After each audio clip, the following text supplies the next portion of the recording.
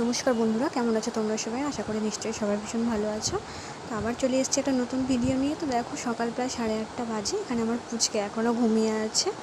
যাই হোক, আজকে রবিবার মানে ভালো মন্দ কিছু। তো আমি এদিকে চলে আসলাম রান্নাবান্নার দিকে। এখানে আমার ভাত অলরেডি হচ্ছে, আর আমি এক সাইডে বসিয়ে দিয়েছিলাম মাটনটা। এখানে মাটনটা আমি রান্না করছি। বাট জানো তো, যখন আমি মাটনটা রান্না করি তখন ঠিক আমার বাবার কথা মনে পড়ে যায়।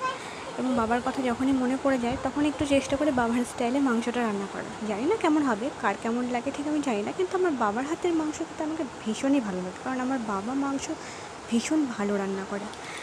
যাই হোক, এখানে ফাইনালি মাংসটা কমপ্লিট করে নিলাম আমি। মাংসটা এদিকে আমার রান্না প্রায় কমপ্লিট, শেষ হয়ে গেছে। এবার আমি যা স্নান করে রেডি হলাম।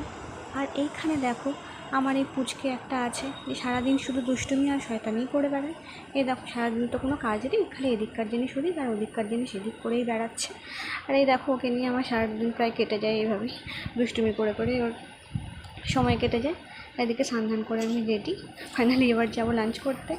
লাঞ্চ করা কমপ্লিট হয়ে গেলে একটু রেস্ট করে নিই, এবং তারপর সন্ধ্যাবেলা দেখো একটু ঠাকুরের পূজা আর্চা, একটু আরতি করে নিই। আমি আমার দিনটাকে এভাবেই শেষ করি। যাই হোক, ভিডিওটা যদি ভালো লাগে অবশ্যই কমেন্ট করো, চ্যানেলটাকে সাবস্ক্রাইব করে দিও। Thank you.